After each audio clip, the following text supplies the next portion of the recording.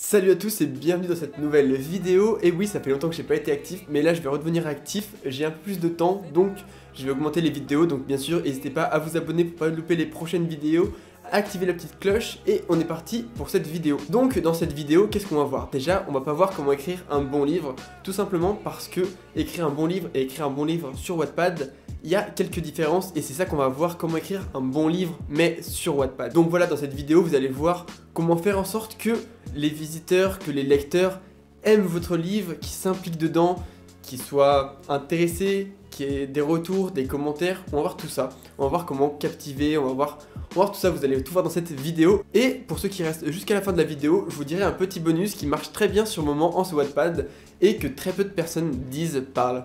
Donc voilà, n'hésitez pas à rester jusqu'au bout de la vidéo et on est parti. La première chose, c'est d'écrire vos chapitres à l'avance. Donc oui, il y en a qui l'ont dit, il faut être régulier, etc. Mais franchement, n'oubliez pas que Wattpad, c'est un peu comme YouTube. C'est-à-dire qu'on peut pas publier une fois par semaine, puis d'un coup une fois tous les mois, etc. Il faut vraiment être régulier et le mieux, c'est par exemple d'avoir un jour de prédilection. Par exemple, je sais pas, tous les lundis ou un lundi sur deux, ou même tous les lundis et mercredis, tous les lundis et jeudis. Le but, c'est vraiment d'être très régulier pour que vos lecteurs attendent ce fameux jour qui sachent tout simplement que si on est jeudi, bah, y a votre nouveau chapitre qui sort. Et ça, c'est vraiment très intéressant de leur faire une petite routine entre guillemets, comme sur YouTube en fait, c'est un peu les mêmes codes des fois. Et donc voilà, donc n'hésitez pas aussi à l'annoncer, à dire par exemple à jeudi prochain ou quelque chose comme ça, pour qu'ils s'en rendent compte, pour que ça les marque un petit peu. Voilà, c'est la première astuce et elle est très très importante. La deuxième astuce peut être à la fois simple, mais pourtant très peu de personnes le font. En fait, c'est tout simplement de créer du mystère, mais pas dans votre histoire en général, dans vos chapitres, et pas que du mystère, créer du mystère, de la tension, même parfois des rebondissements, des choses qui peuvent un petit peu choquer. Je pense par exemple à une action qu'un héros pourrait faire qui est totalement contre tout ce que tout le monde attendait.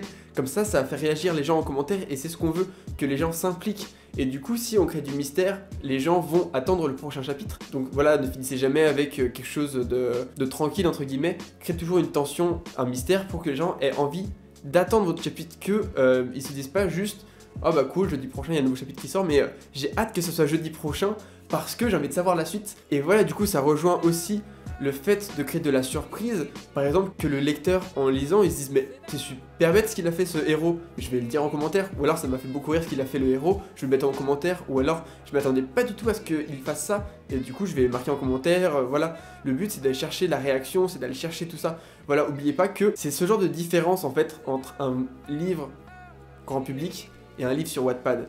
En grand public, on a acheté le livre, on veut qu'il soit bien dans l'ensemble, on va créer un cheminement. Mais sur Wattpad, il faut toujours ajouter ce petit truc parce que rien n'est acquis. En fait, chaque lecteur, il peut s'arrêter en plein milieu de l'histoire parce que un par semaine, des fois, on peut se lasser.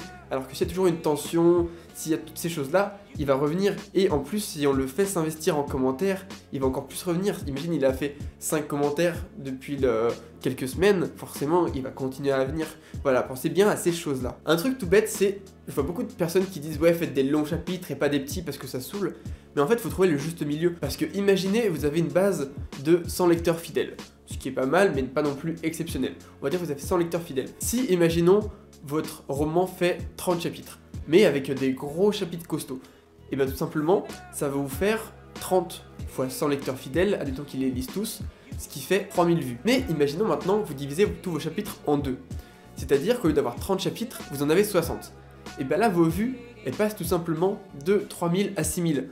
Et il faut savoir qu'aussi, il y a plus de chances que des nouvelles personnes soient intéressées, viennent sur votre histoire s'il y a toutes les semaines des chapitres. Voilà, c'est quelque chose de bête, mais essayez de ne pas faire des chapitres ni trop courts, mais surtout pas trop longs. Faites quelque chose au milieu pour qu'il y ait un petit peu de contenu, mais aussi que vous puissiez faire des vues et un peu plus de vues que prévu. Parce que c'est ça aussi le Wattpad, on recherche les vues, on recherche les commentaires, on recherche les abonnés. D'ailleurs, n'hésitez pas à aller voir mes vidéos sur le sujet et si ça vous plaît, j'en ferai d'autres. Voilà, j'espère que ces bonus vous ont plu. Bien sûr, là il reste le petit bonus de fin, l'astuce bonus on va dire. Tout simplement, en fait, je vais devoir lire parce que j'ai écrit un petit truc. Ce qui marche sur Wattpad, c'est en tout cas en ce moment, et c'est ce que j'ai vu, c'est de faire un premier chapitre en dévoilant la fin dès le premier chapitre. C'est-à-dire que, imaginez, John est mort, seul dans un endroit inconnu de tous. Tellement de monde l'avait délaissé qu'il n'était même pas surpris. Mais si tout le monde l'avait abandonné, qui a bien pu le tuer? Toutes les années à chercher la vérité, toutes ces rencontres, tout cela allait-il vraiment se terminer comme cela? Voilà, là c'est un tout petit exemple, juste pour vous montrer de quoi je veux parler. Mais voilà, faites quelque chose de comme ça, un peu plus construit bien sûr. mais donnez en fait envie dès le début aux gens, donnez-leur du mystère, c'est ce que tout le monde recherche.